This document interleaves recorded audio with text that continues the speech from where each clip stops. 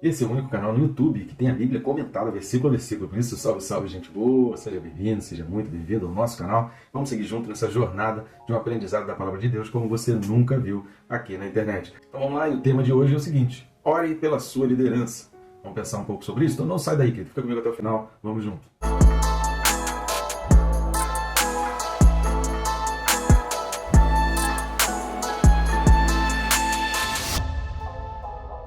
Antes de mais nada, né, aquele rápido pedido aí de você se inscrever, é rápido e fácil, não vai tomar muito tempo nem atrapalhar o seu vídeo.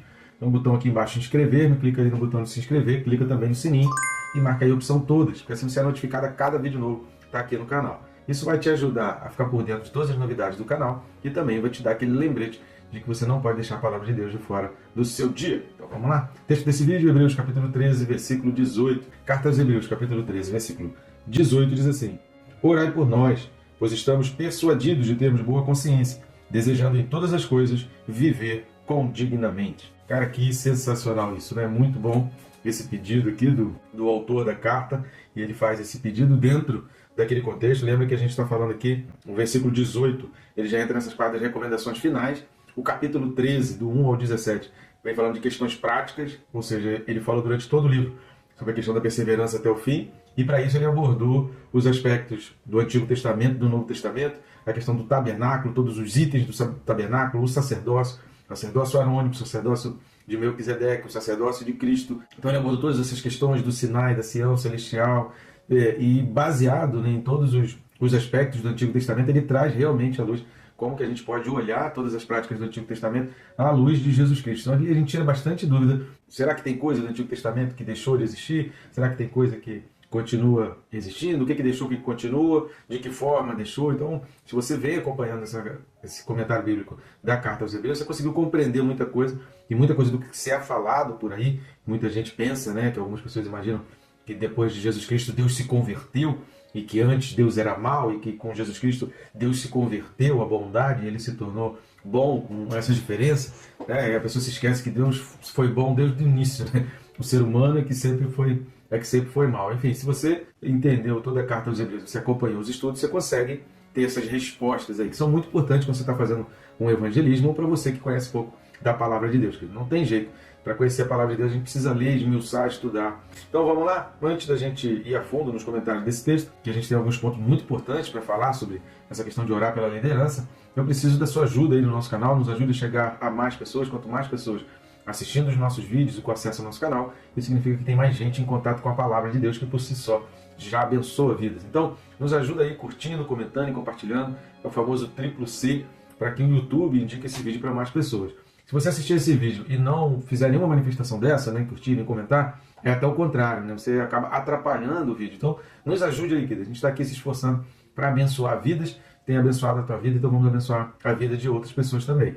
E outra maneira que você também está ajudando o nosso canal, o nosso ministério, é indo nesse QR Code que está aqui do lado, que vai ficar aqui até o final do vídeo, ou se preferir, vai no primeiro link da descrição, que vai abrir o mesmo menu de opções, através do qual você vai adquirir esses livros, que já estão começando a aparecer aqui do lado, a capinha deles, e lá nos links você vai ter a sinopse de cada livro e as formas como adquirir, de formato digital ou em papel. Tem na Amazon, tem no Mercado Livre, tem na Hotmart também. Então você fica livre ali para escolher. Eles são até baratos demais. Essa semana estava dando uma passeada pela livraria e livros menores, sem importância nenhuma, livros que não vão abençoar a vida de ninguém, custando aí 45, 50, 80 reais. Aí o cara, não, meu livro está muito barato, né? Meu livro está praticamente de graça. Então aproveita que está barato, porque a gente está pensando seriamente em reajustar os livros aí, porque está muito barato, está barato demais. Esse livro, por esse preço aí, você não vai encontrar, ainda mais pela qualidade, né? Pela importância dos livros. E nesse link você também vai ter a opção de poder fazer contato conosco e, quem sabe, fazer um convite aí para a gente estar participando, para a gente estar junto aí pessoalmente na sua cidade, na sua igreja, levando a Palavra de Deus, explicando a respeito da Palavra de Deus e da importância de estudar as Escrituras. Tá certo? Primeiro ponto importante que a gente vai observar é que esse versículo 18 ele já começa, por isso o autor aí, você vai ver na maioria das Bíblias, essa divisão, né? Até o 17 tem na minha, por exemplo, a partir do versículo 18 vem algumas recomendações pessoais, porque essas recomendações que vêm a partir do versículo 18 são diferentes daquelas que estão até o versículo 17, aqui do capítulo 13. Lembrando sempre que originalmente a carta não foi escrita dividida em capítulos e versículos, isso só vai acontecer no ano de 1223, quase 13 séculos depois da carta ter sido escrita. Essa expressão, orai por nós, é uma expressão que vai demonstrar da parte do autor duas coisas importantes. A dependência de Deus, né, porque ele entende que ele precisa de Deus, que ele não é nada, ele é alguém que está tendo apenas um chamado, é alguém que sentiu um chamado de motivar. Essa semana eu estava conversando com um discípulo meu, estava falando que algumas pessoas elas precisam ser empurradas. Tem gente que não vai se não tiver outro para empurrar, se não tiver outro para puxar. Infelizmente, muita gente, se não tiver ninguém ali para puxar, para motivar, sabe, para direcionar, a pessoa não se mexe, a pessoa não lê, a pessoa não procura, a pessoa não faz nada, a pessoa se fecha, fica no ostracismo, sabe? Então tem gente que precisa de um empurrão ali, precisa de guias. E essa pessoa que é o autor da Carta aos Hebreus sentiu esse desejo de ser esse guia, de ser aquele que vai levar. Mas não porque ele se acha mais importante ou mais poderoso ou melhor do que ninguém. E essa expressão orada por nós vai exatamente de encontro a isso, da necessidade de dependência que ele tem de Deus. Agora, uma segunda coisa que isso vai demonstrar também é que isso mostra aquilo que ele já vem falando, a importância do sacerdócio. Então, como todos nós somos sacerdotes, então ele não se considera superior, pelo contrário, ele entende que a oração daqueles irmãos ali tem um poder, a busca deles tem um poder sacerdotal também sobre a vida dele, já que nós já lemos, nós vimos isso em vídeos anteriores, quando Pedro fala na primeira carta, capítulo 2, na primeira carta de Pedro, capítulo 2, que Pedro vai fazer essa explanação toda de que nós somos sacerdotes, dessa responsabilidade que agora é conferida a cada um de nós individualmente, aquilo que era anteriormente, somente para os sacerdotes do Antigo Testamento. Então, toda vez que você olhar para o Antigo Testamento e você vê instruções referentes aos sacerdotes do Antigo Testamento, o que mudou no Novo é que agora no Novo Testamento Jesus ele é o sumo sacerdote. Então a obra de Jesus vai cumprir essas funções, né? Ele é ao mesmo tempo o sumo sacerdote que apresenta o sacrifício, como ele é também o próprio Cordeiro, a oferta feita pelo pecado, para a remissão de pecados. E dessa maneira, com o véu rasgado do Novo Testamento, nós agora entramos no Santo dos Santos para então a gente receber a remissão dos pecados, e aí a gente também tem uma dupla função de oferecer como sumo sacerdote para a remissão de pecados. Vamos dar uma lida em Hebreus capítulo 4, versículo 16. Carta aos Hebreus capítulo 4, versículo 16 diz assim: Acheguemo-nos, portanto, confiadamente junto ao trono da graça, a fim de recebermos misericórdia e acharmos graça para socorro oportuno. O autor da Carta aos Hebreus, ele entende o poder sacerdotal que está, então, sobre os outros. Por isso ele fala: cheguemos confiadamente ao trono da graça, a fim de recebermos misericórdia e acharmos graça para socorro oportuno. O autor entende que o trabalho é árduo e não pode, então, seguir sozinho, ele precisa da ajuda uns dos outros. Aquilo que ele mesmo ensinou anteriormente, ele, então, aqui ele dá o exemplo de que ele precisa dessa ajuda. A segunda coisa é que ele vai falar: pois estamos persuadidos. Essa expressão persuadidos, a gente já viu anteriormente essa expressão, e persuadido significa que ser convencido, né? Ser persuadido é você ser convencido, é você estar confiante na palavra de alguém, em algo que alguém está trazendo para você. Essa confissão vai demonstrar, então, o sacrifício da parte dele. Ou seja, ele fala, pois estamos persuadidos de termos boa consciência. Ou seja, Deus me convenceu, Deus me compeliu, Deus me moveu nessa direção e Deus me fez entender e compreender isso. Então, isso já demonstra a compreensão dele e, ao mesmo tempo, a disposição dele em sacrificar os seus próprios pensamentos. E aí ele vai continuar dizendo, né? Persuadidos de termos boa consciência, desejando em todas as coisas viver condignamente. Desejando significa pretendendo, significa tendo em mente, ou seja, no vocábulo grego, o sentido é que se eu estou desejando é que aquilo está na minha mente e eu estou colocando aquilo como um objetivo, colocando aquilo como um alvo. A palavra aqui traduzida por viver é exatamente que vai trazer esse alvo. Ele está desejando o quê?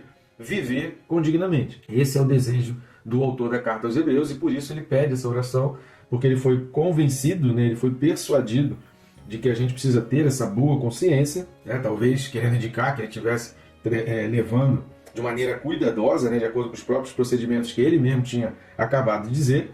E aí ele vai dizer que ele foi persuadido e que ele está desejando o quê? Em todas as coisas, aí a gente já repara que a vida dele está dedicada a isso. Isso é muito interessante a gente observar, porque ele está colocando aqui, a vida dele está dedicada, está sendo entregue, né? Então ele está consagrando a vida dele para essas coisas. E aí a gente faz essa pergunta, desejando o quê? Né? Viver. Viver, a palavra aqui é comportar-se, mover-se, conduzir-se.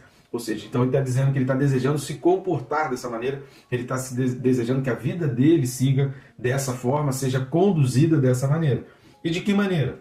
Condignamente. A palavra aqui é corretamente, excelentemente, honrosamente. Cara, isso é muito interessante, porque ele está falando assim, eu preciso da oração de vocês, porque eu dependo de Deus e dependo desse poder sacerdotal que está sobre vocês, para que a minha vida seja excelente, para que a minha vida viva de um modo excelente, porque ele usa a primeira pessoa do plural, né? Isso é muito característico em discursos, em pregações, você vai ouvir muito isso, o pregador falando nós ao invés de eu, essa questão de plural, no sentido de se incluir, de se tornar igual, né? De entender que nós estamos no mesmo patamar. Então muitos autores, muitos pregadores, muitos palestrantes usam essa questão da primeira pessoa do plural ao invés do singular, nesse sentido inclusivo, né? Somos todos iguais. Mas ele está falando a respeito dele mesmo, que tem esse desejo de viver de modo excelente, ou seja, então a vida dele precisa caminhar nessa direção, ele precisa ser conduzido, viver dignamente, eu preciso ser conduzido, eu preciso que a minha vida seja trabalhada até que eu tenha excelência sobre a minha vida. Isso vai bater um pouco com o que Paulo fala a Timóteo na segunda carta, então vamos dar uma lida lá? Segunda carta a Timóteo, capítulo 2, versículos de 15 a 17. Segunda carta de Paulo a Timóteo, capítulo 2, do 15 a 17, diz assim: procura apresentar-te a Deus aprovado, como obreiro que não tem de que se vergonhar, que maneja bem a palavra da verdade. Evita igualmente os falatórios inúteis e profanos, pois os que deles usam passarão a impiedade ainda maior. Além disso, a linguagem deles corrói como câncer, entre os quais se inclui Himeneu e Fileto. Entre estes se desviaram da verdade, asseverando que a ressurreição já se realizou. Estão pervertendo a fé a alguns. Entretanto, o firme fundamento de Deus permanece, tendo este selo: o Senhor conhece os que lhe pertencem. E mais, aparte-se da injustiça todo aquele que professa o nome do Senhor. Se você quer saber como viver uma vida de excelência, se você quer saber como viver condignamente, esse aqui é o texto que vai te ensinar a viver condignamente, viver de uma maneira excelente, viver daquela maneira que Deus se agrada, que Deus fica feliz, que Deus se comprai. É desse jeito que a tua vida vai ser uma vida que agrade ao Senhor. E por fim, voltando lá para Hebreus 13, versículo 18, em outras palavras, esse versículo 18 ele está dizendo: me ajude em oração, porque não está fácil, mas eu quero fazer a vontade de Deus com excelência, e eu dependo da sua ajuda. A versão da Bíblia na tradução da linguagem de Leandro seria mais ou menos isso, né? A gente traduzindo vocábulo por vocábulo, seria mais ou menos isso. Olha, me ajude em oração, porque não está fácil, a vida não está fácil. Não está fácil para ninguém, não está fácil para vocês, e eu também estou passando as minhas lutas, porque às vezes a gente passa pelas nossas lutas e a gente tem uma tendência, todo ser humano tem isso, a supervalorizar as próprias lutas. É sempre aquela questão: qual é a pior dor de dente? A pior dor de dente é a minha. Porque você está dizendo que o teu dente está doendo, mas eu não estou sentindo. Então, a minha dor de dente vai ser pior que a tua. Tinha uma vizinha que falava muito isso, né? Ah, você está com dor de dente? E você não sabe o que é dor de dente. Dor de dente foi a que eu tive. É óbvio, né, cara? É óbvio. Para ela é a dor de dente dela, para mim é a minha. Então, cada um sabe a sua dor de dente. Então, a gente precisa entender que todo mundo tem sua dor de cabeça, todo mundo tem sua dor de dente, todo mundo tem seus dias de febre, todo mundo tem seus dias de problema. Então, às vezes, a gente tem uma tendência a supervalorizar os nossos problemas e não se lembrar dos outros problemas. É o contrário. Quando você passa por uma situação, ou você passou por situações que causaram sofrimento, você entende assim: caramba, tem um montão de gente sofrendo igual ou pior do que eu. Então eu preciso ajudar outras pessoas, principalmente nessas áreas que eu sofri, porque eu posso falar com experiência, eu posso falar com base na minha vida, eu posso falar como alguém que realmente sabe. E aí, quando eu falar para alguém daquela dor, eu posso dizer assim: olha, eu entendo mais ou menos o que você está passando, porque eu já passei exatamente por essa situação. Entende como funciona as coisas de Deus? As coisas de Deus são assim. O autor está falando isso: olha, me ajude em oração. Todo mundo está passando aqui por problemas, mas eu estou disposto a estar ajudando aquelas pessoas que não conseguem se mover sozinhos, que não conseguem caminhar sozinhos, que precisam de guias, que precisam ser puxados. Porque o meu desejo, a minha vontade é viver condignamente, é viver em excelência na vontade de Deus. É que a minha vida, a minha conduta, o meu modo de viver seja agradável aos olhos de Deus. Querido, para mim é um baita exemplo. Esse versículo aqui é um baita exemplo daquilo que é a liderança. Sem soberba, sem se sentir superior, sem se sentir melhor. Pelo contrário, né? Eu sou alguém apenas que está cumprindo uma função designada por Deus, mas eu preciso da tua ajuda, eu preciso de você. Se eu estou te ajudando, me ajuda também, para que a gente junto caminhe e siga essa jornada de viver condignamente. Tá bom, gente boa? Que Deus te abençoe rica e abundantemente.